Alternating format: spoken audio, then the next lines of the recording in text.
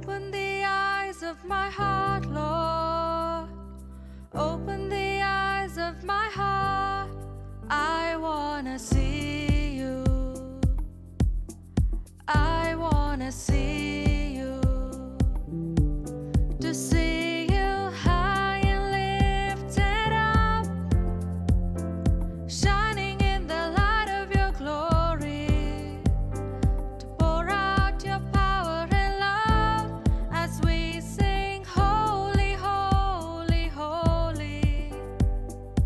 Holy, holy, holy. I wanna see you. மனிதனாய் இந்த பூமிக்கு வந்த தேவனாகிய இயேசு கிறிஸ்துவின் இனிய நாமத்தில் உங்களை நான் வாழ்த்துகிறேன்.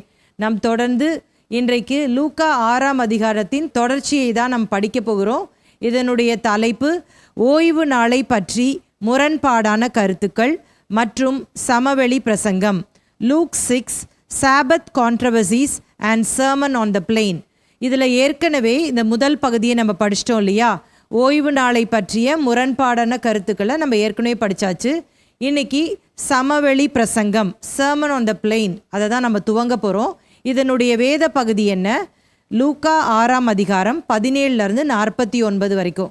இந்த 17ஆம் வசனத்திலிருந்து 49ஆம் வசனம் வரைக்கும் நம்ம சிறு சிறு தலைப்புகளை கொடுத்து நம்ம படிக்க போகிறோம்.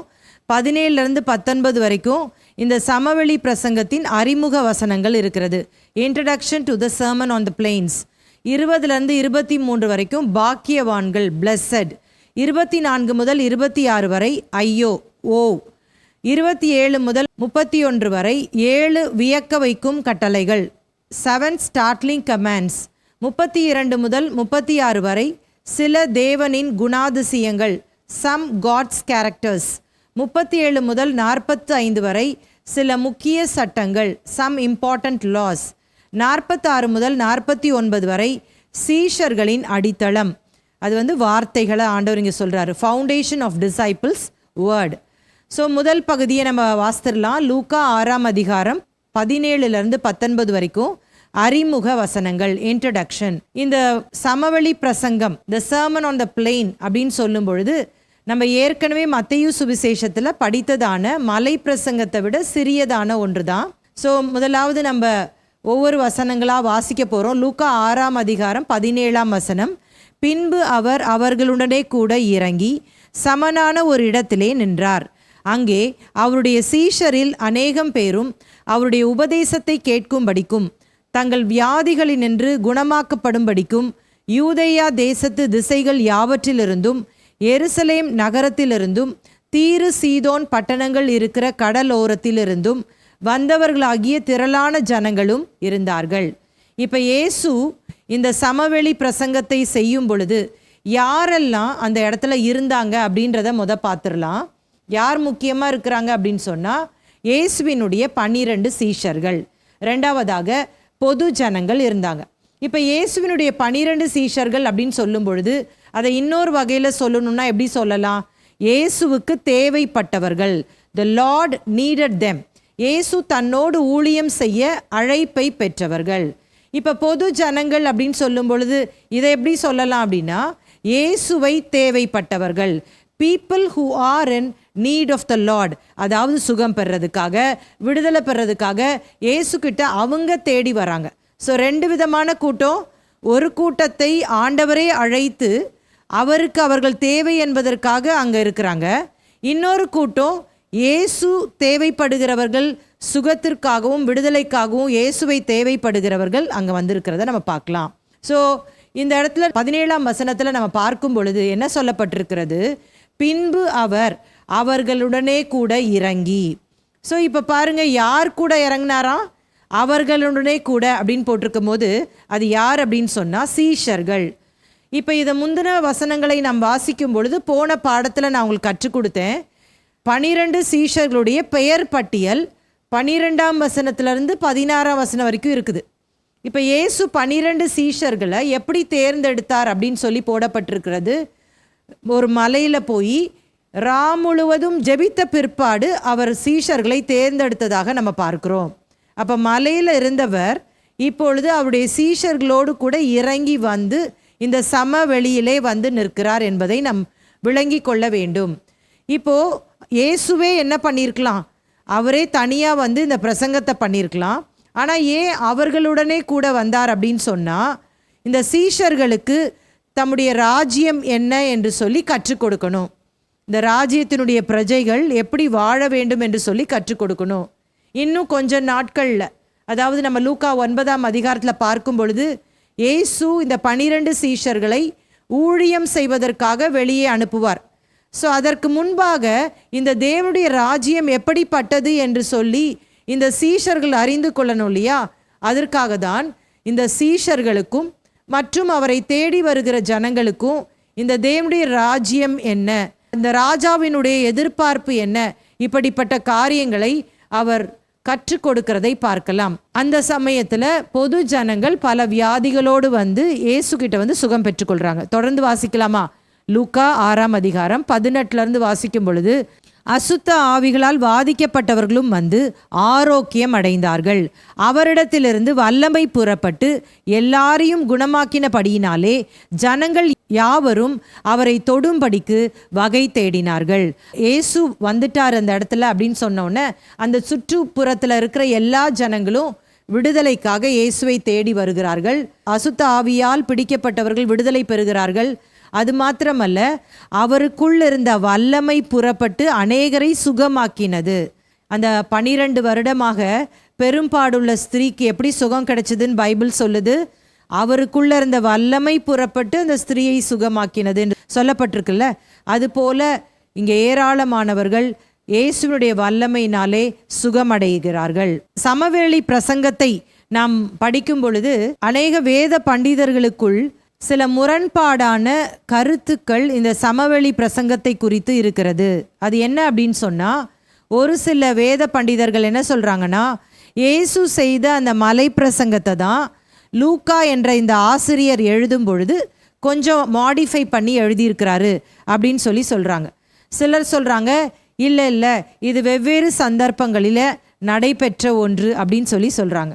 இப்போ இயேசு கிறிஸ்து பாருங்க, தேவனுடைய ராஜ்யத்தை குறித்து பல இடங்களில் போய் பிரசங்கிக்கிறார். அவர் பல இடங்களில் போய் பிரசங்கிக்கிறதுனால வெவ்வேறு இடங்களில் அவர் வெவ்வேறு ஜனங்களை பார்க்கறதுனால அந்த ஜனங்களுக்கு ஏற்றவாறு அவர்கள் புரிந்து கொள்ளுகிற வகையில் அவர் பேசுகிறத தான் நம்மளால் புரிந்து கொள்ள முடிகிறது. இந்த சமவெளி பிரசங்கம் அது வேறதான் அப்படின்னு சொல்லி நம்ம ப்ரூவ் பண்ணணும் அப்படின்னு சொல்கிறதுக்கு 4 முக்கிய காரணங்களை நான் இப்போ உங்களுக்கு மத்தியில் வைக்க போகிறேன்.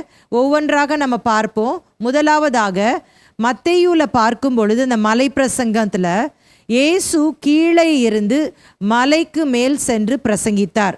எங்கே வாசிக்கிறோம்? மத்தேயு 5ஆம் அதிகாரம் 1ஆம் வசனம். அவர் திரளான ஜனங்களை கண்டு மலையின் மேல் ஏறினார்.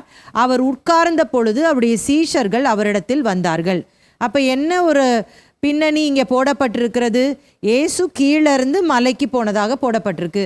ஆனால் இப்போ லூக்காவில் நம்ம வாசித்தோம் இல்லையா? அதை நம்ம எங்கே வாசித்தோம்? லூக்கா 6:17. பின்பு அவர் அவர்களுடனே கூட இறங்கி சமனான ஒரு இடத்திலே நின்றார். அப்போ பாருங்க, இடமே ஃபஸ்ட்டு வேற இடம் பாருங்க. மலை பிரசங்கத்தில் ஏன் அந்த மலை பிரசங்கம்னு பேர் வந்துச்சு? ஏன்னா அந்த பிரசங்கம் மலையில் இயேசு செய்கிறார். ஆனால் லூக்காவில் போடப்பட்டிருக்கிறது ஏன் சமவெளி பிரசங்கம்னு சொல்கிறோம்? ஏன்னா அந்த பிரசங்கம் சமனான வெளியிலே பிரசங்கிக்கப்படுகிறது. ஸோ அந்த முதல் காரணம் உங்களுக்கு புரிஞ்சிருச்சா? 2வது காரணம் பாருங்களேன். இந்த மத்தேயு எழுதும் பொழுது இயேசு நியாயப்பிரமாணத்தை மேற்கோள்களாக பயன்படுத்தி பிரசங்கிக்கிறதாக நம்ம பார்க்குறோம். உதாரணமாக மத்தேயு 5, 6, 7 தானே மலை பிரசங்கம் இருக்குது. 5ஆம் அதிகாரத்திலேருந்து நீங்கள் பார்க்கும் பொழுது இயேசு சொல்வார், கொலை செய்யாதிருப்பாயாக என்று சொல்லி பூர்வத்தாருக்கு அறிவிக்கப்பட்டிருக்கிறது. நான் உங்களுக்கு சொல்லுகிறேன், உங்கள் சகோதரனை நீங்கள் மூடனே என்று சொல்லி அழைத்தால், கோபமான வார்த்தைகளை நீங்க பேசினால் எரி நரகத்திற்கு நீங்கள் பாத்திரவான்கள் என்று சொல்லி குறிப்பிடுகிறத பார்க்கலாம். அதே மாதிரி விபச்சாரம் செய்யாதிருப்பாயாக என்று பூர்வத்தாருக்கு அறிவிக்கப்பட்டது. ஆனால் நான் உங்களுக்கு சொல்லுகிறேன், ஒரு பெண்ணை இச்சையோடு கூட நீங்கள் பார்த்தாலே அவளோடு கூட விபச்சாரம் செய்தாயிற்று அப்படின்ற காரியத்தை அவர் மத்தேயுல எழுதுறத நம்ம பார்க்கலாம். சரிங்களா? ஆனா இந்த சமவெளி பிரசங்கத்துல அந்த மாதிரி நியாயப்பிரமாணத்தை அவர் மேற்கோளாக பயன்படுத்தவில்லை அப்படின்றத தான் நம்மளால பார்க்க முடிகிறது. இயேசு நியாயப்பிரமாணத்தை மேற்கோளாக இந்த பிரசங்கத்தில் பயன்படுத்தவில்லை. ஸோ மூன்றாவது ஒரு காரணத்தை உங்களுக்கு காண்பிக்க விரும்புகிறேன். இந்த மலை பிரசங்கத்தை நம்ம படிக்கும் பொழுதே நம்ம அழகாக பிரித்து ஹெட்டிங் கொடுத்து படித்தோம். அதில் முதல் பகுதி உங்களுக்கு நான் எப்படி கற்றுக் கொடுத்தேன், 9 விதமான நல்ல குணங்கள், 9 விதமான தவறான குணங்கள்.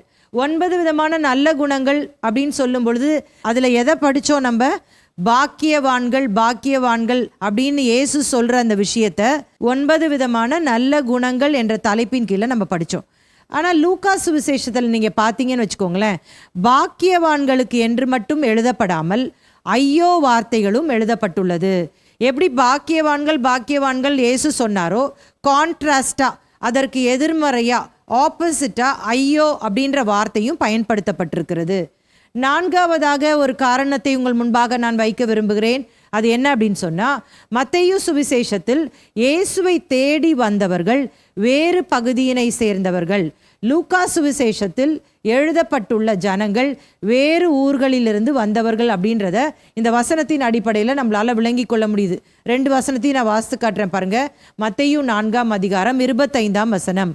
கலிலேயாவிலும் தெக்கப்போலியிலும் எருசலேமிலும் யூதேயாவிலும் யோர்தானுக்கு அப்புறத்திலும் இருந்து திரளான ஜனங்கள் வந்து அவருக்கு பின் சென்றார்கள். இதை ஞாபகம் வச்சுக்கோங்க. லூக்கா 6:17 வாசிக்கிறேன் பாருங்களேன். அங்கே அவருடைய சீஷரில் அநேகம் பேரும் அவருடைய சுவிசேஷத்தை கேட்கும்படிக்கும் தங்கள் வியாதிகளினின்று குணமாக்கப்படும்படிக்கும் யூதேயா தேசத்து திசைகள் யாவற்றிலிருந்தும் எருசலேம் நகரத்திலிருந்தும் தீரு சீதோன் பட்டணங்கள் இருக்கிற கடலோரத்தில் இருந்தும் வந்தவர்களாகிய திரளான ஜனங்களும் இருந்தார்கள். அப்போ மத்தேயுல பாருங்க, தெக்கப்போலின்னு ஒன்று இருக்குது. தெக்கப்போலினா நான் உங்களுக்கு சொல்லி கொடுத்தேன், டெக்கப்போலிஸ்.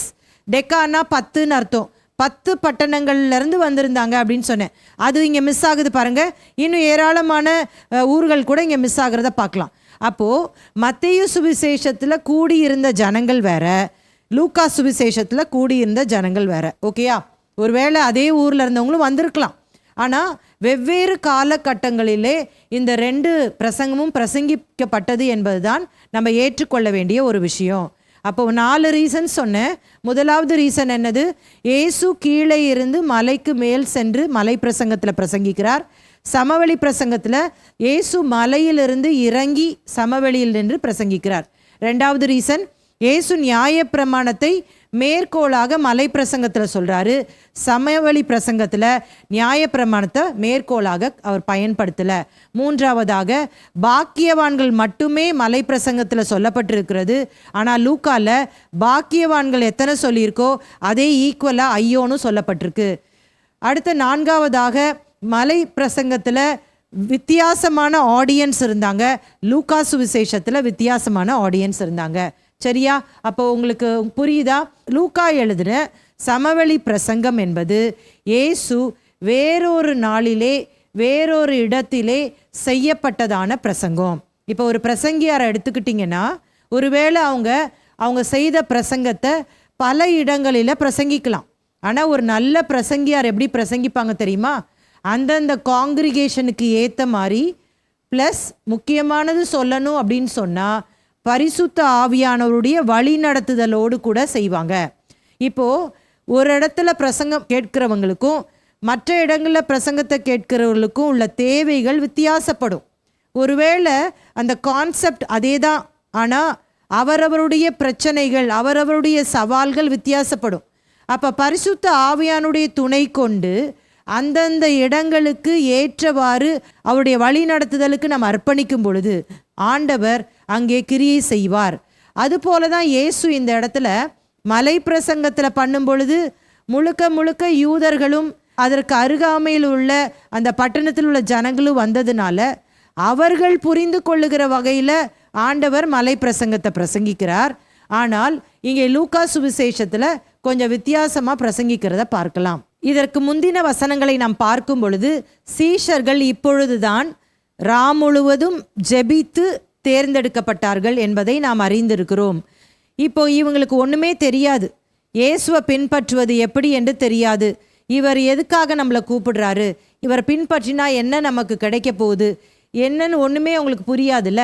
அப்போ அதற்காக இந்த சீஷர்கள் புரிந்து கொள்ளுகிற வகையில் இந்த பிரசங்கத்தை அவர் சொல்லி கொடுக்கிறதை பார்க்கலாம். இந்த சீஷர் கூட்டத்தை நீங்கள் பார்த்தீங்கன்னா பல அனுபவங்களோடு கூட இந்த சீஷர்கள் காணப்பட்டார்கள். ஒரு குரூப் மீன்பிடி தொழிலை செய்தவர்கள். இன்னொரு குரூப் யார் அப்படின்னா தேசப்பற்று நிறைந்தவர்கள் அப்படின்னு சொல்லும் பொழுது செலோத்தே எனப்பட்ட சீமோன். அடிக்கடி நம்முடைய பாடத்தில் சொல்லி கொடுத்து கொண்டிருக்கிறேன். இவங்க பேட்ரியாட்டிக் பீப்புள், இவங்க ரோம அரசாங்கத்தை எதிர்க்கிறவர்கள்னு நான் சொன்னேன். அப்போது இப்படிப்பட்டவங்க இருந்தாங்க. இன்னொன்று ரோம அரசாங்கத்தை சப்போர்ட் பண்ணுறவங்க இருந்தாங்க. உதாரணமாக மத்தேயு எடுத்துக்கிட்டிங்கன்னா அவர் ரோம அரசாங்கத்தில் டாக்ஸ் கலெக்டராக வேலை பார்த்துட்டு இருந்தார். இதை தவிர வேறு வேறு வேலைகளை செய்து கொண்டிருந்த நபர்களை இயேசு தன்னுடைய சீஷர்களாக அழைக்கிறார். ஒட்டுமொத்தமாக இவர்கள் அனைவரும் வாலிபர்கள். ஸோ இவங்களுக்கு ஒன்றுமே தெரியாது. அப்போ இயேசு கிறிஸ்து என்ன பண்ணுறார் அப்படின்னா இந்த மனிதர்களை முதலாவது அழைக்கிறார். அழைப்பு என்பது அவர்களை சீஷர்களாக மாற்றுவது. சீஷர்கள் அப்படின்னு சொன்னால் நான் ஏற்கனவே சொல்லி கொடுத்துருக்கிறேன், ஸ்டூடெண்ட்டாக மாற்றுறது. லூக்கா 6ஆம் அதிகாரம் 13ஆம் வசனத்தில் வாசிக்கும் பொழுது, பொழுது விடிந்த போது அவர் தம்முடைய சீஷர்களை வரவழைத்து அவர்களில் 12 பேரை தெரிந்து கொண்டு அவர்களுக்கு அப்போஸ்தலர் என்று பெயரிட்டார். நான் சொல்லி கொடுத்தேன், யார் அப்போஸ்தலர் அப்படின்னு சொன்னால் உங்களுக்கு ஞாபகம் இருக்கா? அதாவது கற்றுக்கொள்ளுகிறவன் சீஷன், கற்றுக்கொண்டதை வெளியே போய் கற்றுக் கொடுப்பவன் அப்போஸ்தலன் அப்படின்னு நான் சொல்லி கொடுத்தேன். அப்போ இப்போ இவங்களை அப்போஸ்தலராக மாற்றணும்னா முதலாவது இவங்களுக்கு கற்றுக் கொடுக்கணும். அதை தான் இயேசு இங்கே சொல்லி கொடுக்குறத பார்க்கலாம். இந்த சமவெளி பிரசங்கம் இந்த மலை பிரசங்கத்தை போலவே தான் அது தேவனுடைய ராஜ்யத்தின் சட்டதிட்டங்கள், declaration of the kingdom of God அப்படின்னு சொல்லிடலாம். பாருங்களேன், ஒரு ராஜா ஒரு ராஜ்யத்தை பிடிக்கிறாரு. பிடிச்ச உடனே அந்த பிரஜைகளுக்கு தான் எதிர்பார்க்கிற காரியங்களை, தான் நியமித்திருக்கிற, தான் விதிக்கிற சட்டதிட்டங்களை சொல்லுகிறது தான் இந்த சமவெளி பிரசங்கம் என்பதை நீங்கள் மறந்து போகக்கூடாது. அதாவது இந்த பிரஜைகள் எப்படி வாழ வேண்டும் என்று சொல்லி இந்த ராஜா கற்றுக் கொடுக்கிறார். அப்போ தேவனுடைய ராஜ்யம் அப்படின்றது இவங்களுக்கு தெரியாது. இது எப்படி இருக்கும் இல்லைன்னா எப்படி இருக்க வேண்டும் என்பதை இவர்களுக்கு கற்றுக் கொடுப்பது தான் இந்த சமவெளி பிரசங்கம். அது மாத்திரமல்ல, தன்னுடைய பிள்ளைகள் மேல் தேவனுடைய எதிர்பார்ப்புன்னு கூட சொல்லிடலாம். பாருங்களேன், அது மாத்திரமல்ல, இன்னொரு காரியமும் நம்ம விளங்கி கொள்ளணும். இது ஒரு ஆவிக்குரிய ராஜ்யம். இந்த யூதர்கள் மிஸ் அண்டர்ஸ்டாண்ட் பண்ண மாதிரி இது எழுத்தின்படியாக ரோம அரசாங்கத்தை வீழ்த்தி விட்டு இயேசு அந்த ஆட்சியை பிடிக்க வரல. இது தேவனுடைய ராஜ்யத்தை ஆவிக்குரிய ரீதியாக அவர் பிடித்து தேவனுடைய ஆளுகை கீழே பாவம் நிறைந்த பிசாசின் ராஜ்யத்தில் இருந்த ஜனங்களை அவர் விடுதலை செய்து தேவனுடைய ஆளுகை கீழே கொண்டு வருகிறது தான் இந்த காரியம். அப்போ இது உலக அரசியல் இல்லை அப்படின்றத நம்ம விளங்கி கொள்ளணும். நம்முடைய வாழ்க்கையில் கூட இது தேவனுடைய ஆளுகை என்பதை நாம் மறந்து விடக்கூடாது. இன்னொன்று ஒரு விஷயத்தை இதில் நம்ம கூர்ந்து கவனிக்கும் பொழுது, இந்த சமவெளி பிரசங்கமாக இருந்தாலும் சரி, இந்த மலை பிரசங்கமாக இருந்தாலும் சரி, இதில் ஒன்று மிஸ் ஆகுது பாருங்களேன். அது என்ன அப்படின்னு சொன்னால், இதில் ரட்சிப்பு, மனம் திரும்புதலை பற்றி இயேசு சொல்லியிருக்க மாட்டார். அப்போ இது யாருக்கு அப்படின்னு சொன்னால், இயேசு கிறிஸ்துவை சொந்த இரட்சகராக ஏற்றுக்கொண்டவர்களுக்கு, அவருடைய சீஷர்களுக்கு, அவங்க சீஷர்கள் எப்படி வாழணும் அப்படின்னு சொல்லி கொடுக்கறது தான் இந்த சமவெளி பிரசங்கம் என்பதை நாம் மறந்துவிடக்கூடாது. இது இயேசு ராஜா தம்முடைய ராஜ்யத்தின் பிள்ளைகளுக்கு அமைத்ததான சட்டதிட்டங்கள். இதை யாரும் மாற்றி எழுதவே முடியாது. அடுத்த ஒரு விஷயம் நம்ம பார்க்கணும், இந்த சமவெளி பிரசங்கம் என்பது என்ன? ஷார்ட்டாக ரொம்ப சிம்பிளாக நம்ம பார்த்துடலாமே. த சர்மன் ஆன் த பிளெயின்ஸ் அப்படின்னா ரொம்ப சிம்பிளாக சொல்லணும்னா, அனுதின வாழ்வில் கிறிஸ்தவ ஒழுக்க நெறிகள், கிறிஸ்டியன் எத்திக்ஸ் இன் அவர் டெய்லி லைஃப்ஸ். சமவெளி பிரசங்கம் யாருக்கு? த சர்மன் ஆன் த பிளெயின்ஸ் அப்படின்னு சொல்லும் பொழுது இது யாருக்காக ஆண்டவர் பிரசங்கித்தார் அப்படின்னு பார்க்கும் பொழுது, இதையும் நான் இப்போ நம்ம பேசிகிட்டு இருக்கிற காரியம்தான் ராஜ்யத்தின் பிரஜைகளுக்கு, கிங்டம் சிட்டிசன்ஸ். இந்த சமவெளி பிரசங்கத்தை நீங்கள் தொடர்ச்சியாக வாசிக்கும் பொழுது இந்த முதல் பகுதியில் 2 வார்த்தைகளை நம்ம நோட்டீஸ் பண்ண முடியும். முதலாவது வார்த்தை பாக்கியவான்கள், பிளெஸட் அப்படின்னு நம்ம பார்ப்போம். 2வது வார்த்தை என்னன்னா ஐயோ, ஓ அப்படின்ற வார்த்தை பயன்படுத்தப்பட்டிருக்கும். இந்த 2 வார்த்தையும் நான் எக்ஸ்பிளைன் பண்ணுறேன் பாருங்களேன். பிளெஸட், பாக்கியவான்கள் அப்படின்னா என்ன அர்த்தம் அப்படின்னு சொன்னால், உச்சக்கட்ட ஆசீர்வாதங்கள், தி பிளெஸிங்ஸ் அப்படின்னு சொல்லிடலாம். நம்ம புரியும்படியாக சொல்லணும்னா, சீஷர்களுக்கு இருக்க வேண்டிய குணாதிசயங்கள், குணநலன்கள், குட் கேரக்டர்ஸ், அதை தான் நம்ம மலை பிரசங்கத்தில் 9 விதமான நல்ல குணங்கள், பி ஆட்டிடியூட்ஸ் அப்படின்னு படித்தோம் இல்லையா. ஒவ்வொரு சீஷனுடைய குறிக்கோள் இதுவாக தான் இருக்க வேண்டும், இதை முயற்சிக்க வேண்டும் என்று சொல்லி இயேசு இங்கே கற்றுக் கொடுக்கல. சீஷர்கள் அப்படின்னு சொன்னால் இப்படி தான் வாழ வேண்டும் என்று சொல்லி அவர் கற்றுக் கொடுக்கிறத பார்க்கலாம். புதிய ஏற்பாடு கிரேக்க மொழியில் எழுதப்பட்டிருக்கிறது. இந்த பாக்கியவான்கள் அப்படின்னு சொல்லப்பட்டிருக்கிற அந்த இடத்துல மக்காரியோஸ் அப்படின்ற வார்த்தை பயன்படுத்தப்பட்டிருக்கிறது. இந்த மக்காரியோஸ் அப்படின்னா என்ன அர்த்தம் அப்படின்னா நிரந்தரமான சந்தோஷம், மகிழ்ச்சி அப்படின்னு சொல்லி அர்த்தம். இதே வார்த்தையை இன்னொரு இடத்துல கூட நம்ம புதிய ஏற்பாட்டில் வாசிப்போம். அது தேவன் சம்பந்தப்பட்ட ஒரு காரியம் என்பதை விளங்கி கொள்ள முடியும்.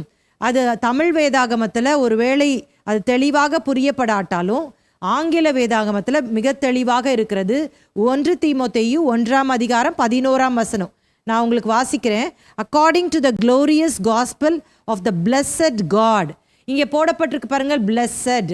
அந்த வார்த்தை அந்த மக்காரியோஸ் அப்படின்ற வார்த்தையை போடப்பட்டிருக்கிறது.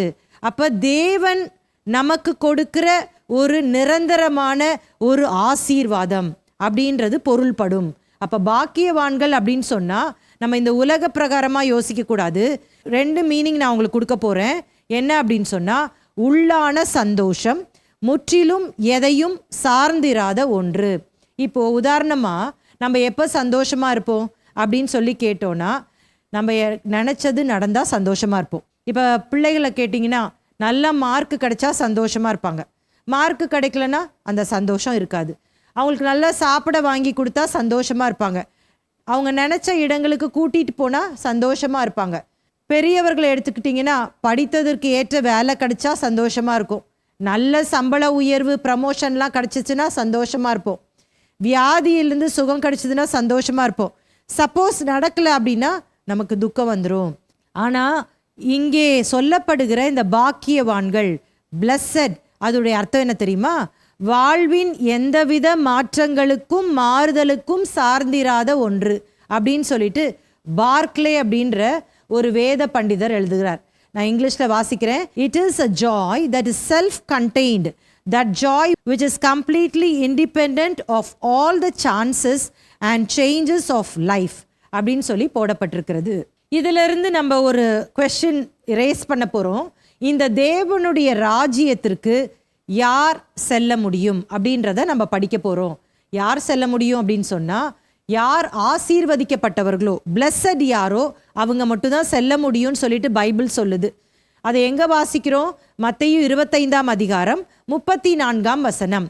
அப்பொழுது ராஜா தமது வலது பக்கத்தில் நிற்பவர்களை பார்த்து, வாருங்கள், என் பிதாவினால் ஆசீர்வதிக்கப்பட்டவர்களே, உலகம் உண்டானது முதல் உங்களுக்காக ஆயத்தம் பண்ணப்பட்டிருக்கிற ராஜ்யத்தை சுதந்தரித்து கொள்ளுங்கள். இது எந்த கான்டெக்ஸ்டில் எழுதப்பட்டிருக்கு? அந்த நியாய தீர்ப்பு நாளில் 2 பிரிவாக ஆண்டவர் பிரிக்கிறார். ஒரு பக்கம் செம்மறி ஆடுகள், ஒரு பக்கம் வெள்ளை ஆடுகளாக பிரித்து நியாய தீர்ப்பை வழங்கும் பொழுது எப்படி சொல்றாரு? என் பிதாவினால் ஆசீர்வதிக்கப்பட்டவர்களே, நீங்க நான் ஆயத்தம் பண்ணி வைத்திருக்கிற அந்த ராஜ்யத்தை சுதந்தரித்து கொள்ளுங்கள். அப்ப தேவனுடைய ராஜ்யத்துக்குள்ள யார் போக முடியும்னா ஆசீர்வதிக்கப்பட்டவர்கள் தான் போக முடியும். அப்ப நீங்க இதை மிஸ் அண்டர்ஸ்டாண்ட் பண்ணிடக்கூடாது. ஆசீர்வாதம்னா ஏற்கனவே நான் சொன்ன மாதிரி இந்த உலகத்தின் பொருட்களுக்கும் இங்க சொல்லப்பட்டிருக்கிற ஆசீர்வாதத்துக்கும் சம்பந்தமே இல்லை. அதுதான் நான் சொன்னேன். வாழ்வின் எந்த மாற்றங்களுக்கும் மாறுதலுக்கும் சார்ந்திராத ஒன்று. இது ரட்சிப்பின் சந்தோஷம், ரட்சிப்பின் ஆசீர்வாதம். இன்னும் சுருங்க சொன்னால் தேவனே அந்த ஆசீர்வாதம் அப்படின்னே சொல்லிடலாம் பாருங்களேன். அப்ப இந்த சமவெளி பிரசங்கம் அப்படின்னு சொன்னா நம்ம என்ன ஞாபகம் வச்சுக்கணும்? சந்தோஷமாய் இருக்க தேவையான காரியங்கள், இல்லாட்டா ஆசீர்வாதமாய் இருக்க தேவையான காரியங்கள். The requirements to be blessed, the requirements to be happy. இன்னொரு வார்த்தையும் நான் சொன்னேன் இல்லையா? ஐயோ, ஓ. ஐயோ அப்படின்னு சொன்னால் என்ன அர்த்தம்? சாபம், இல்லாட்டா கர்ஸ் அப்படின்னு சொல்லி அர்த்தம். ஸோ இதனுடைய ஒரிஜினலாக என்ன அர்த்தம்? இந்த ஓ அல்லது ஐயோ அப்படின்னு சொன்னால் நம்ம சில சமயம் ஏதாவது நடந்துச்சா ஐயோ இது நடந்துருச்சா அப்படின்னு நம்ம சொல்லுவோம். இல்லைனா யாரையாவது பார்த்து ஐயோ பாவம் இல்லை அப்படின்னு சொல்லுவோம். ஸோ அது ரெண்டுமே கிடையாது. வேதாகமும் எந்த கான்டெக்ஸ்டில் சொல்லுது ஐயோ அப்படின்னு சொன்னால், தேவனுடைய நியாய தீர்ப்பை குறிக்கிறதான வார்த்தை தான் ஐயோ. நம்ம மத்தேயு படிக்கும்போது மத்தேயு 23ஆம் அதிகாரத்தை படிக்கும் பொழுது அந்த மத்தேயு 23ஆம் அதிகாரத்துக்கு ஒரு தலைப்பை கொடுத்தோம். எத்தனை பேருக்கு ஞாபகம் இருக்குன்னு தெரில. சாப்டர் ஆஃப் ஓவ்ஸ், ஐயோவின் அதிகாரம் என்று சொல்லி நான் உங்களுக்கு சொல்லி கொடுத்தேன். ஏன் அப்படின்னு சொன்னால், இயேசு கிறிஸ்து அந்த மத போதகர்களான வேதபாரகர்கள், பரிசேயர்கள், இவர்களுக்கு 8 விதமான நியாய தீர்ப்பை கொடுக்கிறார். இயேசுவை இவங்க அவருடைய ஊழிய நாட்களில் பின்தொடர்ந்து பல வகையில் குற்றம் சாட்டுகிறார்கள், பல கேள்விகளை கேட்கிறார்கள். ஆண்டவர் எல்லா வகையிலும் அவங்களுக்கு ஆன்சர் பண்ணுறாரு. ஆனால் அவங்க மனம் திரும்புவாங்கன்னு எதிர்பார்க்கிறார். ஆனால் அவர்களோ மனம் திரும்பாமல் போய்விட்டார்கள். அதனால அவர்களுக்கு நியாய தீர்ப்பாக என்ன சொல்றாருன்னா, வேத பாரகரே பரிசேயரே, குருடர்களுக்கு வழிகாட்டிகளே, உங்களுக்கு ஐயோ ஐயோ ஐயோ என்று சொல்லி அந்த அதிகாரம் முழுவதும் சொல்லியிருக்கிறத நம்ம பார்க்கலாம். இன்னும் பழைய ஏற்பாட்டில் ஏசாயா தீர்க்க தரிசன புத்தகத்தில் ஏசாயா நம்ம 1ஆம் அதிகாரத்திலிருந்து வாசிக்கும் பொழுது பல முறை அவர் தேவனை விட்டு தூரமாய் சென்ற ஜனங்களை பார்த்து ஐயோ ஐயோ என்று சொல்லியிருப்பார். வீடு மேலே வீடை கட்டிட்டு இருக்கிறவனுக்கு ஐயோ, நிலத்து மேலே நிலத்தை வாங்குறவனுக்கு ஐயோ, இப்படிலாம் சொல்லிட்டு இருப்பார் பாருங்களேன். அப்போது தேவனுக்கு பிரியமில்லாமல் நடந்து, துன்மார்க்கமான வழிகளில் நடந்து, மனம் திரும்ப விருப்பம் இல்லாமல் இருப்பவர்களை பார்த்து தேவனுடைய நியாய தீர்ப்பு என்ன என்று சொல்லப்படுகிறது என்றால் ஐயோ, கர்ஸ்ட். அதை தான் இந்த பகுதியில் இயேசு விளக்குகிறதை நம்ம பார்க்க முடிகிறது. யோபு புத்தகத்தில் கூட ஒரு வசனத்தை யோபு எழுதுகிறார். யோபு 10ஆம் அதிகாரம் 15ஆம் வசனத்தில், நான் துன்மார்க்கனாய் இருந்தால் எனக்கு ஐயோ, நான் நீதிமானாய் இருந்தாலும் என் தலையை நான் எடுக்க மாட்டேன், அவமானத்தால் நிரப்பப்பட்டேன், நீர் என் சிறுமையை பார்த்தருளும், அது அதிகரிக்கிறது. ஸோ யோபு சொல்கிறாரு, நான் துன்மார்க்கனாய் இருந்தால் எனக்கு ஐயோ அப்படின்னு சொல்கிறார். அப்போது யார் பாவம் செய்கிறார்களோ அவர்களை வேதம் எப்படி கூப்பிடுகிறதுனா ஐயோ. எப்படி ஒரு அழைப்பை கொடுக்கிறது? நீ மனம் திரும்பி வா. மனம் திரும்பலைன்னா உனக்கு நிரந்தரமான ஐயோ ஆயிரும். வெளிப்படுத்தின விசேஷத்தில் பார்க்குறோம் தெரியுமா, அதுதான் நிரந்தரமான ஜட்ஜ்மெண்ட். ஸோ ஆண்டவராகி இயேசு கிறிஸ்து இந்த சாபத்தை நீக்குவதற்காக ரட்சிப்பை நமக்கு கொடுத்திருக்கிறார். அவர்தான் நமக்கு ஆசீர்வாதம். அதை ஏற்றுக்கொள்ள நம்ம மறுதளித்து விட்டோம் என்று சொன்னால் நமக்கு ஐயோ என்பதுதான் இந்த சமவெளி பிரசங்கத்தினுடைய சாராம்சம்னு சொல்லிடலாம். இதை நம்ம மத்தேயு 25:41 நம்ம பார்க்கிறோம் பாருங்களேன். அப்பொழுது இடது பக்கத்தில் நிற்பவர்களை பார்த்து அவர், சபிக்கப்பட்டவர்களே, என்னை விட்டு பிசாசுக்காகவும் அவன் தூதர்களுக்காகவும் ஆயத்தம் பண்ணப்பட்டிருக்கிற நித்திய அக்கினியிலே போங்கள். பார்த்தீங்களா, ஒரு பக்கம் ஆசீர்வதிக்கப்பட்டவர்கள், அவங்க தேவனுடைய ராஜ்யத்துக்குள்ளே போகிறாங்க. ஆனால் சபிக்கப்பட்டவர்கள் எங்கே போகிறாங்களாம்? நித்திய அக்கினிக்கு போகிறாங்களாம். அப்போ சாபம் நிறைந்தவர்கள், ஐயோ அப்படின்னு சொல்லப்படுகிறவர்கள் எங்கே போவாங்க? நரகத்துக்கு தான் போவாங்க. அப்போ இயேசு பாக்கியவான்கள்னு சொல்லும் பொழுது யாரை பார்த்து பாக்கியவான்னு சொல்கிறாரு? அப்போ நாமளும் அந்த கேரக்டர்ஸ், அந்த குணநலன்களை பெற்று வாழும் பொழுது நாமளும் அந்த பாக்கியவான்கள் லிஸ்ட்டில் போயிடுவோம். யாரை பார்த்து ஐயோன்னு சொல்கிறாரு அப்படின்ற ஜாக்கிரதையாக பார்த்து அந்த ஐயோ லிஸ்ட்டுக்குள்ளே நம்ம போகாமல் நம்ம என்ன பண்ணிடணும்? பாக்கியவான்களாக இருக்கிறதற்கு நம்ம பரிசுத்த ஆவியானவரின் துணை கொண்டு இந்த பாக்கியவான்களாக வாழ்வதற்கு நம்ம தீர்மானம் எடுக்க போகிறோம். இயேசு கிறிஸ்து இந்த சமவெளி பிரசங்கத்தின் மூலமாக நமக்கு என்ன கற்றுக் கொடுக்கிறார் என்பதை இப்பொழுது முதலாவது உங்களுக்கு நான் கற்றுக் கொடுக்க போகிறேன். ஒவ்வொரு மனிதனுக்கும் மனித உறவுகள், ரிலேஷன்ஷிப் மிகவும் முக்கியம். பாருங்களேன், அதாவது ஒரு மனிதன் இதற்கு முக்கியத்துவம் கொடுக்கவில்லை என்று சொன்னால் அவன் வாழ்வதே வீண் என்று சொல்லிவிடலாம். இயேசு கிறிஸ்து இந்த பிரசங்கத்தின் மூலமாக பிராக்டிக்கலாக, நடைமுறை ரீதியாக சீஷர்கள் எப்படி வாழ வேண்டும் என்பதை இந்த பகுதியில் கற்றுக் கொடுக்கிறத நம்ம பார்க்கலாம். உறவுகள் என்று சொல்லும் பொழுது அதை 3 கோணங்களில் நம்ம படிக்க போகிறோம். சரிங்களா? 3 dimensions ஆஃப் ரிலேஷன்ஷிப். 3 கோணங்களில் உறவுகளை வளர்க்க வேண்டும். முதலாவதாக பார்க்கும் பொழுது நமக்குள்ளே சந்தோஷம், ஹாப்பினஸ் விதின் மீ. இரண்டாவதாக பார்க்கும் பொழுது பிறரிடத்தில் ஒற்றுமை, ஹார்மனி வித் அதர்ஸ்.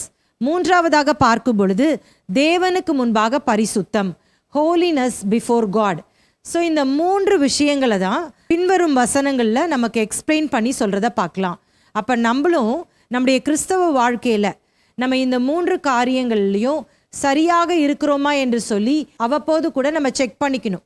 முதலாவது என்ன பண்ணணும், நமக்குள்ள 24/7 365 டேஸும் இந்த பாக்கியவான்கள், இந்த ஆசீர்வாதமான வாழ்க்கை அப்படின்றது சஸ்டெயின் ஆகுதா, அதை தக்க வச்சுக்க முடியுதா அப்படின்றத நம்ம முதலாவது பார்க்கணும். அதுதான் இது நமக்குள்ளே சந்தோஷம். அதுதான் நான் சொல்கிறேன், ரட்சிப்பின் சந்தோஷம். இதை ஒருவரும் ஒரு காலத்திலும் நம்ம விட்டு எடுத்தே போட முடியாது. இரண்டாவதாக, நம்ம இந்த ரட்சிப்பின் சந்தோஷத்தினுடைய வெளிப்பாடு என்னவா இருக்கணும் அப்படின்னா, பிறரிடத்துல ஒற்றுமையாக இருக்கணும். Harmony with others. நான் ரட்சிக்கப்பட்டுட்டேன்னு சொல்லிட்டு ஒருத்தரையும் அண்டை விட மாட்டாங்க. சிலர் எல்லார் கூடயும் சண்டை போடுவாங்க, எதிர்ப்பாங்க, முறுமுறுப்பாங்க, கசப்போடு இருப்பாங்க, பகை உணர்வுகள் இருக்கும். இப்படிப்பட்டவர்களை நான் பார்க்கும் பொழுது அவங்க ரட்சிப்பை குறித்தே நான் சந்தேகப்படுவேன். அவங்க ரட்சிக்கவே படலைன்னு சொல்லுவேன் நான். அப்போது இந்த நமக்குள்ளே இருக்கிற இந்த சந்தோஷம் அடுத்த லெவலில் போகணுன்னா என்னாகும், ஹார்மனி வித் அதர்ஸ், மற்றவர்களோடு கூட நல்ல இணக்கத்தோடு கூட வாழ முடியும். இந்த ரெண்டு விஷயமும் நடைபெறும் பொழுது மூன்றாவதாக ஒரு காரியம் நடைபெறும். அது என்ன அப்படின்னு சொன்னால், தேவனுக்கு முன்பாக பரிசுத்தத்தில் வளர ஆரம்பிச்சிருவோம். Holiness before God. ஏன்னா நம்ம பாவத்திலிருந்து ஆண்டவர் நம்மளை ரட்சித்து அந்த ரட்சிப்பின் சந்தோஷத்தை நமக்கு தராரு. சரிங்களா? இதை உங்களுக்கு விளங்கும்படியாக சொல்கிறேன் பாருங்களேன். நம்ம எல்லாரும் ஒரு நாளில் பிசாசின் ராஜ்யத்தில் இருந்தோம். பிசாசின் ராஜ்யத்தில் இருக்கும் பொழுது நமக்கு நிரந்தரமான சந்தோஷம் இல்லை. நம்மெல்லாம் பாக்கியவான்கள், பாக்கியவதியாக இல்லை. ஆனால் இயேசு கிறிஸ்துவை என்றைக்கு ஏற்றுக்கொண்டு விட்டோமோ அன்றைக்கு நம்மை ஆண்டவர் ஆசீர்வதிக்கிறார். ஆசீர்வதிக்கிறேன் என்று சொல்லி வாக்கு பண்ணியிருக்கிறார். ஏனென்று சொன்னால் வேதம் தெளிவாக சொல்லுகிறது, யாரெல்லாம் ரட்சிக்கப்பட்டிருக்கிறார்களோ அவர்களுக்கு நீதியின் வஸ்திரத்தை அவர் கொடுக்கிறாராம். அதாவது கிறிஸ்துவின் நீதியை வஸ்திரமாக தரித்து கொள்ளும்படியாக கொடுக்கிறார். அப்போ நம்மளையெல்லாம் வேதம் எப்படி சொல்லுது அப்படின்னா, பரிசுத்தவான்கள். ஆனால் பரிசுத்தவான்கள் நம்மளை அழைக்குது. ஆனால் அந்த பேரை நம்ம காப்பாற்றிக்கணும். சரியா? அப்படி நம்ம பேரை காப்பாற்றி கொள்ளும் பொழுது தான் நமக்குள்ள அந்த நிரந்தரமான சந்தோஷம் இருக்கும். அப்போ இந்த உலகத்தில் எது நடக்குதோ இல்லையோ, இப்போ உதாரணமாக பாருங்களேன், நிறைய பேர் நிறைய காரியங்களுக்காக தேவனிடத்தில் எதிர்பார்த்து ஜெபிப்பாங்க. அது கொஞ்சம் தாமதமான உடனே ரொம்ப சோர்ந்து போயிடுவாங்க. அவங்க நினச்சது நடக்காத போது கோச்சிக்கிட்டு போயிடுவாங்க. இது அந்த நிரந்தரமான சந்தோஷம் இல்லை. வாழ்வின் எந்தவித மாற்றங்களுக்கும் மாறுதலுக்கும் சார்ந்திராத ஒன்று. இதை மறந்துடவே கூடாது. இந்த சந்தோஷம் எப்படிப்பட்ட சந்தோஷம்? எது நடக்குதோ நடக்கலையோ அந்த சந்தோஷம் இருக்கும். அந்த ரட்சிப்பின் சந்தோஷம் நமக்குள்ள இருக்கும். சரிங்களா? இப்போ இந்த ரட்சிப்பின் சந்தோஷத்தை நாம் தக்க வைக்க அடுத்த நிலைக்கு நம்ம போயிடுவோம். அது என்ன அப்படின்னு சொன்னால், நம்ம சக உறவுகளில் ஒரு நல்லிணக்கம் உண்டாயிரும். அதுதான் அந்த ஹார்மனி வித் அதர்ஸ். ரொம்ப ஈஸியாக இங்கிலீஷில் ஞாபகம் வச்சுக்கலாம். 3H மூலமாக நம்ம ஞாபகம் வச்சுக்கலாம். Happiness within me, harmony with others, holiness before God. So அப்போ ஆட்டோமேட்டிக்காக நம்மளுடைய ரட்சிப்பின் சந்தோஷத்தின் நிமித்தமாக மற்றவங்களை நம்ம கடிச்சு பட்சிக்க மாட்டோம். நம்ம அவர்களோடு கூட நல்லபடியாக தான் இருப்போம். நம்ம உறவுகளில் விரிசல் வரும் பொழுது கூட உடனடியாக சரி செய்து கொள்ளுவோம். இந்த ரெண்டு காரியத்திலும் நம்ம வளர வளர வளர மூன்றாவது காரியமான தேவனுக்கு முன்பாக அந்த பரிசுத்தம், ஹோலினஸ் பிஃபோர் காட் நமக்கு வந்துடும். ஹோலினஸ்னால் வேறு எதுவும் கிடையாது. நான் அடிக்கடி சொல்வேன். என்ன அப்படின்னு சொன்னால், காடோஷ் அப்படின்ற ஒரு எபிரேய சொல் பயன்படுத்தப்பட்டிருக்கிறது. காடோஷ் அப்படின்னு சொன்னால் என்னென்னா செட் அபார்ட், பிரித்தெடுக்கப்படுதல். அப்படின்னா ரொம்ப சிம்பிளாக சொல்லணுன்னா, இந்த உலகத்திலிருந்து பிரித்தெடுக்கப்பட்டு தேவனோடு கூட ஒவ்வொரு நாளும் ஸ்டெப் பை ஸ்டெப் முன்னேறி செல்வது தான் இந்த காடோஷ். தேவன் அப்படின்னு சொன்னால் அவர் பரிசுத்தம் உள்ளவர் அப்படின்னு சொல்லி வேதம் சொல்லுது. பரிசுத்தம் உள்ளவர் அப்படின்னு சொல்லும்போது வெறும் பாவம் இல்லாதவர் அப்படின்றத மட்டும் நம்ம சொல்லக்கூடாது. அவர் இந்த உலகத்தை சார்ந்திராதவர். இந்த உலகம் இல்லாட்டாலும் அவரால் எக்ஸிஸ்ட் பண்ண முடியும், இண்டிபெண்ட்டாக இருக்க முடியும். அதே போல தான் ஆண்டவரை ஏற்றுக்கொண்ட பிற்பாடு நம்ம எவ்வளோ தூரம் இந்த உலகத்திலேருந்து டிட்டாச் பண்ணி கொள்ள முடியுமோ அவ்வளோ தூரம் நம்ம டிட்டாச் ஆகி இயேசுவோடு கூட நெருங்கி வாழ ஆரம்பிக்கணும். அவரோடு பேச நம்ம துடிக்கணும். மலவாழ்நாகி இயேசுவோடு கூட வாழ வேண்டும் என்று சொல்லி எப்பொழுது ஏக்கத்தோடு இருக்கணும். அதுதான் ஹோலினஸ் பிஃபோர் காட். அப்போ இந்த உலகத்தில் நடக்கிற எந்த விஷயமுமே நம்மளை அவ்வளவா பாதிக்காது. பாருங்களேன், இப்போ உதாரணமாக நம்ம குடும்பத்தில் ஏதாவது பிரச்சனை வருதுன்னு வச்சுக்கோங்களேன், நம்ம உள்ளே ரொம்ப போய் அதுக்குள்ளே தூக்கத்தெல்லாம் இழந்து, ஐயோ என்ன பண்ணுறதுனே தெரியலையே, நினச்சாலே கஷ்டமாக இருக்குது அப்படின்னு சொல்லி நம்ம புலம்புவதை நிறுத்தி விடுவோம். ஆண்டுடைய கரத்தில் அர்ப்பணிச்சிருவோம். ஆண்டவரே, உம்முடைய உறவை காட்டிலும் வேற எதுவும் எனக்கு பெருசு இல்லை. இந்த கணவனை கொடுத்தது நீர், இந்த மனைவியை கொடுத்தது நீர், இந்த பிள்ளைகளை கொடுத்தது நீர், இந்த பெற்றோரை கொடுத்தது நீர். ஆகவே இந்த உறவுகளிலே காணப்படுகிற விரிசல்களை நீரே சரி செய்து கொடுக்க வேண்டும் என்று சொல்லி ஜெபிக்கும் பொழுது ஆண்டவர் நிச்சயமாகவே அவர் உதவி செய்கிறவராய் இருக்கிறார். அதை விட்டுட்டு நம்ம ரொம்ப கவலைப்பட்டு நம்ம ரட்சிப்பின் சந்தோஷத்தையே இழந்து போகிற அளவிற்கு நம்ம அந்த குழிக்குள்ளே தள்ளப்பட்டு விடக்கூடாது. அப்படி தள்ளப்படுவோம் என்று சொன்னால் அந்த அடுத்த செகண்ட் நிலைக்கு நம்மளால் வரவே முடியாது. ஹார்மனி வித் அதர்ஸ், பிறரிடத்துல ஒற்றுமையாக நம்மளால் இருக்கவே முடியாது. அவங்க செஞ்ச காரியம்தான் நம்ம கண்ணு முன்னால் நிற்கும் பாருங்களேன். அப்போ அது அவுட் ஆச்சுன்னு வச்சுக்கோங்களேன், நம்ம எப்படி பரிசுத்தமாக வாழ முடியும்? இயேசு என்ன சொல்லி கொடுத்துருக்கிறார்? உங்கள் சத்துருக்களை நேசியுங்கள் என்று சொல்லியிருக்கிறார். நம்ம பின்வரும் வசனங்களை தெளிவாக படிக்க போகிறோம். அப்போ நீங்கள் இந்த 3 விஷயத்தையும் மறக்கவே கூடாது பாருங்களேன். இந்த சமவெளி பிரசங்கத்தை நம்ம படிக்கிறதன் மூலமாக இந்த 3 உறவுகளில் நம்ம வளர போகிறோம். நமக்குள்ள அந்த சந்தோஷம் வரப்போகுது, ஹாப்பினஸ் வித்இன் மீ. அது மாத்திரமல்ல, பிறரிடத்தில் ஒற்றுமையாக வாழ போகிறோம், ஹார்மனி வித் அதர்ஸ். தேவனுக்கு முன்பாக பரிசுத்தமாக வாழ போகிறோம், ஹோலினஸ் பிஃபோர் காட். நம்ம இப்போது லூக்கா 6ஆம் அதிகாரம் 20லேருந்து 26 வரைக்கும் நம்ம படிக்க போகிறோம். பாக்கியவான்கள், ஐயோ, பிளஸட், ஓ. ஸோ இதில் முக்கியமான சில காரியங்கள் இருக்குது. அதை நம்ம படிச்சுட்டு நம்ம மீதமுள்ள காரியங்களை அப்புறமா பார்க்க போகிறோம். அதற்கு முதலாவதாக நம்ம இந்த வேத பகுதியை வாசித்துடலாம். லூக்கா 6ஆம் அதிகாரம் 20லேருந்து 26 வரைக்கும். அப்பொழுது அவர் தம்முடைய சீஷர்களை நோக்கி பார்த்து, தரித்திரராகிய நீங்கள் பாக்கியவான்கள், தேவனுடைய ராஜ்யம் உங்களுடையது. இப்பொழுது பசியாயிருக்கிற நீங்கள் பாக்கியவான்கள், திருப்தி அடைவீர்கள். இப்பொழுது அழுகிற நீங்கள் பாக்கியவான்கள், இனி நகைப்பீர்கள். மனுஷகுமாரன் நிமித்தமாக ஜனங்கள் உங்களை பகைத்து, உங்களை புறம்பாக்கி, உங்களை நிந்தித்து, உங்கள் நாமத்தை பொல்லாததென்று தள்ளிவிடும்போது நீங்கள் பாக்கியவான்களாய் இருப்பீர்கள். அந்நாளிலே நீங்கள் சந்தோஷப்பட்டு களி கூறுங்கள், பரலோகத்தில் உங்கள் பலன் மிகுதியாயிருக்கும். அவர்களுடைய பிதாக்கள் தீர்க்கதரிசிகளுக்கும் அப்படியே செய்தார்கள். இந்த பகுதியில் நம்ம பார்க்கும் பொழுது மறுபடியுமாக ஒரு வார்த்தை ரிப்பீட் ஆகிறத நம்ம பார்க்க முடியுதுல்ல. அது என்னது? பாக்கியவான்கள். இப்போ இயேசு யாரை பார்த்து பேசுகிறார் அப்படின்றது அந்த முதல் வசனத்தில் நம்ம வாசித்தோம். அப்பொழுது அவர் தம்முடைய சீஷர்களை நோக்கி பார்த்து. அப்போ இங்கே நீங்கள் என்று குறிப்பிடப்பட்டிருக்கிறது யாரை குறிக்குது? சீஷர்களை குறிக்குது. சீஷர்கள் அப்படின்னு சொன்னால் நம்முடைய பாடங்களை அடிக்கடி நான் சொல்லி கொடுத்துருக்குறேன். அன்னைக்கு சீஷர்களுக்கு சொன்னது அப்படின்னு வந்துச்சுன்னா இன்றைக்கு கிறிஸ்தவர்களாகி இருக்கிற நமக்கு தான் ஆண்டவர் சொல்கிறாரு அப்படின்னு அர்த்தம்னு சொன்னேன். அப்போ இந்த இடத்துல நீங்கள் அப்படின்னு சொல்லும் பொழுது சீஷர்களாகிய நமக்கும் ஆண்டவர் சொல்லுகிறார் அப்படின்றத விளங்குதா? இப்போ இந்த இடத்துல பாக்கியவான்கள் அப்படின்னு சொல்லும் பொழுது 4 குரூப் ஆஃப் பீப்புளை இங்கே ஆண்டவர் குறிப்பிடுகிறத பார்க்கலாம். என்னென்னு பாருங்க. தரித்திரர், பசி உள்ளவர்கள், அழுகிறவர்கள், பகைக்கப்படுகிறவர்கள்.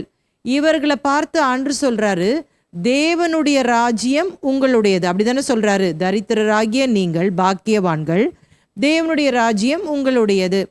நீங்க நினைச்சுக்க கூடாது அப்ப எல்லா ஏழை மக்களுமே தேவனுடைய ராஜ்யத்துக்கு போயிடுவாங்க, பரலோகத்துக்கு போயிடுவாங்க அப்படின்னு நினைச்சிடக்கூடாது. இன்னைக்கு நம்ம இந்த தரித்திரர்னா யாரு அப்படின்னு நான் சொல்லித்தர போறது இல்லை. வரப்போற கிளாஸ்ல தான் நம்ம படிக்க போறோம். ஆனா இந்த 2 விதமான கூட்டத்தை நான் கம்பேர் பண்ணி உங்களுக்கு இந்த வித்தியாசத்தை காண்பிச்சுட்டு இன்னைக்குடைய பாடத்தை நம்ம நிறைவு செய்ய போகிறோம். சரியா? ஸோ பாருங்க, இப்போ முதல் இது தரித்திரர்னு போட்டிருக்கு. அடுத்தது பசி உள்ளவர்கள் அப்படின்னும் போது எல்லா பசியோடு இருக்கிறவங்க, பட்டினியோடு இருக்கிறவங்கலாம் பரலோகத்துக்கு போவாங்கன்னு அர்த்தம் கிடையாது. அது மாதிரி அழுகிறவங்க எல்லாரும் பரலோகத்துக்கு போவாங்கன்னு அர்த்தம் கிடையாது. பகைக்கப்படுறவங்களாம் பரலோகத்துக்கு போவாங்கன்னு அர்த்தம் கிடையாது. சரியா? இதை முதல்ல நீங்கள் மைண்டில் வச்சுக்கணும். அடுத்த பகுதியை உங்களுக்கு வாசித்து காட்டுறேன். 6ஆம் அதிகாரம் 24லேருந்து 26 வரைக்கும். ஐஸ்வர்யவான்களாகிய உங்களுக்கு ஐயோ, உங்கள் ஆறுதலை நீங்கள் அடைந்து தீர்ந்தது. திருப்தி உள்ளவர்களாய் இருக்கிற உங்களுக்கு ஐயோ, பசியாய் இருப்பீர்கள். இப்பொழுது நகைக்கிற உங்களுக்கு ஐயோ, இனி துக்கப்பட்டு அழுவீர்கள். எல்லா மனுஷரும் உங்களை குறித்து புகழ்ச்சியாய் பேசும்போது உங்களுக்கு ஐயோ, அவர்கள் பிதாக்கள் கள்ள தீர்க்கதரிசிகளுக்கும் அப்படியே செய்தார்கள். இப்போ எப்படி நம்ம அந்த 20ஆம் வசனத்திலிருந்து 23ஆம் வசனம் வரைக்கும் ஒரு வார்த்தை பாக்கியவான்கள் அப்படின்ற வார்த்தை ரிப்பீட் ஆயிருந்ததோ, அதே மாதிரி இப்போ இந்த 24லேருந்து 26 வரைக்கும் என்ன வார்த்தை ரிப்பீட் ஆயிருக்கு? ஐயோ அப்படின்ற வார்த்தை ரிப்பீட் ஆயிருக்கு. இப்போ இதை நீங்கள் கூர்ந்து கவனிச்சிங்க அப்படின்னு சொன்னால் அங்கே என்ன போடப்பட்டிருந்தது, அங்கே 4 விதமான குரூப்பை உங்களுக்கு அமைச்சு கொடுத்தேன். அதே மாதிரி பாருங்களேன், இந்த 3 வசனங்களை நீங்கள் வாசிக்கும் பொழுது 4 குரூப் ஆஃப் பீப்புளை பார்க்கலாம். யார் யார்? ஐஸ்வர்யம் உள்ளவர்கள், திருப்தி உள்ளவர்கள், நகைக்கிறவர்கள், புகழ்ச்சியாய் பேசப்படுகிறவர்கள். சரியா? இப்போ அங்கே நான் சொன்னேன், நீங்கள் அப்படின்னு சொல்லி இயேசு குறிப்பிடும் பொழுது யாரை பார்த்து சொல்கிறாரு? சீஷர்களை பார்த்து சொல்கிறாரு. இங்கே உங்கள்னு சொல்லப்படுகிறது யாருன்னா, அங்கே கூடியிருந்த சீஷர் அல்லாதவர்கள், இல்லாட்டி பொதுவான ஜனங்கள். அப்போ இன்னைக்கும் அதே ஒரு எண்ணத்தோடு கூட தான் இந்த பகுதியை நம்ம படிக்கணும் பாருங்களேன். அப்போ இந்த ஐஸ்வர்யம் உள்ளவர்கள் அப்படின்னு சொல்லும் பொழுது இவங்களுக்கெல்லாம் ஐயோ, திருப்தியாக வாழ்கிறவங்கலாம் ஐயோ, நகைக்கிறவங்கலாம் ஐயோ, புகழ்ச்சியாக பேசப்படுறவங்களாம் ஐயோ, அப்படி எடுத்துக்கக்கூடாது. ஸோ இதோடைய அர்த்தம் என்ன ஆங்கிளில் இயேசு இப்படி சொல்கிறாரு அப்படின்றத நம்ம வரப்போகிற வகுப்புகளில் படிக்க போகிறோம். அப்போ இதன் மூலமாக நம்ம 2 விதமான கூட்டம் எது அப்படின்றத மட்டும் நான் சொல்லிட்டு இந்த பாடத்தை நிறைவு செய்ய போகிறேன். இந்த 2 விதமான கூட்டம் யார் அப்படின்னு சொல்லும் பொழுது பாக்கியவான்கள் கூட்டம். அது 6ஆம் அதிகாரம் 20லேருந்து 23 வரைக்கும் இருக்குது. பாக்கியவான்கள்லாம் மறந்துடக்கூடாது, ஆசீர்வதிக்கப்பட்டவர்கள். அப்போ அதில் யார் வரா? அது சீஷர்கள் தான் ஆசீர்வதிக்கப்பட்டவர்கள், அவங்க தான் பாக்கியவான்கள். தரித்திரர், பசியுள்ளவர்கள், அழுகிறவர்கள், பகைக்கப்படுகிறவர்கள். 2வது கூட்டம் என்ன கூட்டம்? அது பேர் ஐயோ கூட்டம்னு நான் வச்சுருக்கேன். 6ஆம் அதிகாரம் 24ஆம் வசனத்துலேருந்து 26ஆம் வசனம் வரைக்கும் இந்த ஐயோ கூட்டத்தை பற்றி பேசப்பட்டிருக்கிறது. இந்த குரூப் என்னது? ஐஸ்வர்யம் உள்ளவர்கள், திருப்தி உள்ளவர்கள், நகைக்கிறவர்கள், புகழ்ச்சியாய் பேசப்படுபவர்கள். ஸோ இவங்க யாரு? ஐயோ கூட்டம்னா சீஷர் அல்லாத கூட்டத்தை பார்த்து தான் ஐயோ கூட்டம் என்று சொல்லி நம்ம பார்க்குறோம். அப்போ இன்னைக்கு இந்த சமவெளி பிரசங்கம் அப்படின்ற தலைப்பின் கீழே ஏராளமான காரியங்களை உங்களுக்கு நான் கற்றுக் கொடுத்தேன்.